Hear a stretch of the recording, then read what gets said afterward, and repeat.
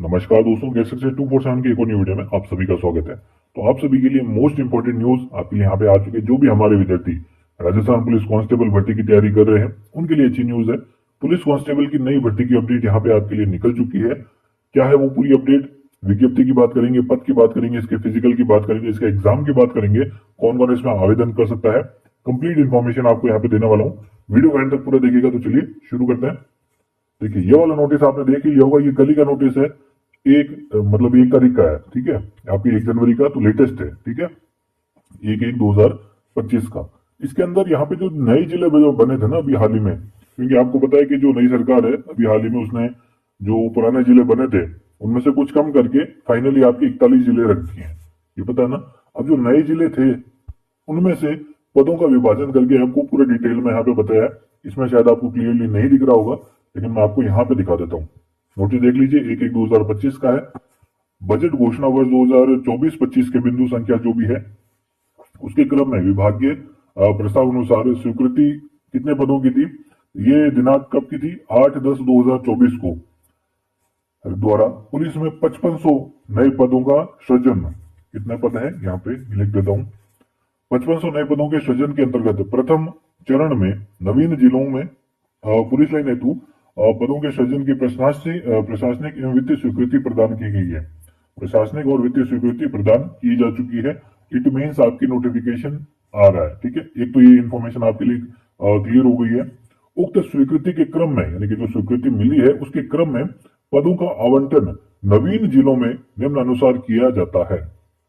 अब एक चीज और, काफी आपको बोल रहे होंगे कि ये जो पद है ये अलग से आएंगे वो आएंगे। तो जब इस लाइन से क्लियर हो ही गया है कि उक्त स्वीकृति के क्रम में, यानी कि जो ऊपर जो स्वीकृति मिली है 5500 पदों की, उसी के क्रम में पदों का जो आवंटन है नवीन जिलों में निम्न अनुसार किया जाएगा।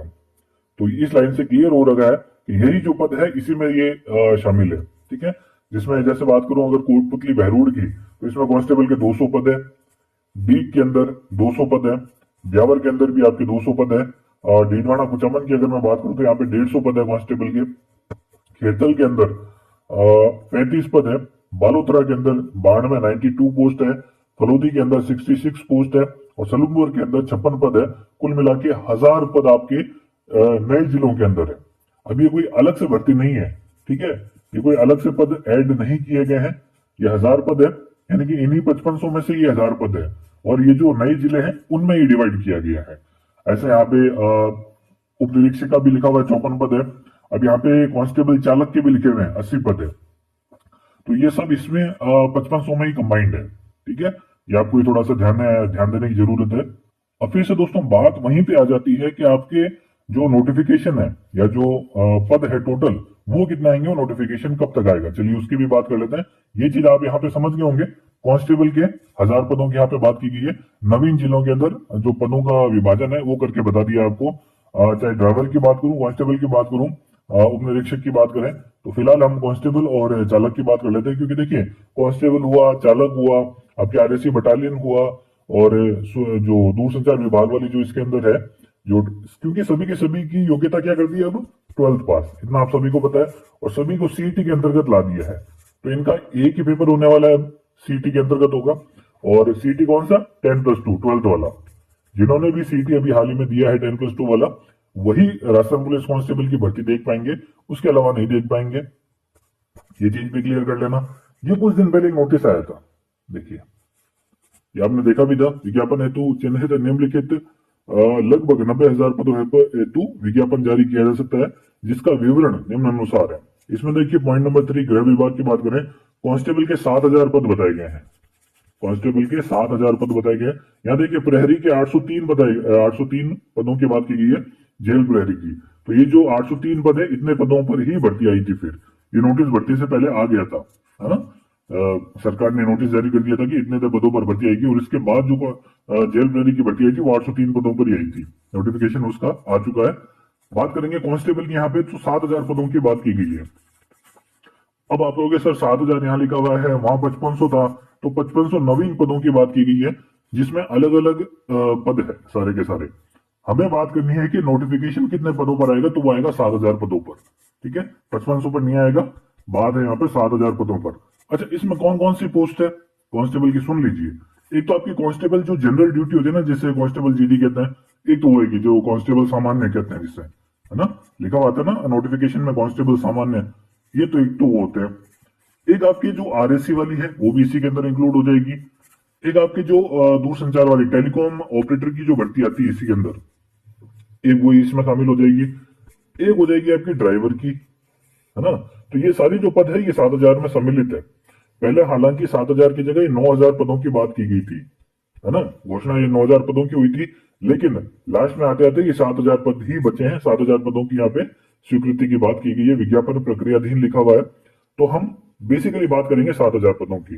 अब इसमें सामान्य भी कांस्टेबल सामान्य आ जाएंगे, आरएसी को भी इंक्लूड कर दिया है, टेलीकॉम ऑपरेटर हो गया, आपके ड्राइवर हो गया, क्योंकि सभी की जो योग्यता है अब आपके 12वीं पास कर दी है बेसिकली। एक ही एग्जाम होगा सभी का, है ना, कंबाइंड एग्जाम होगा।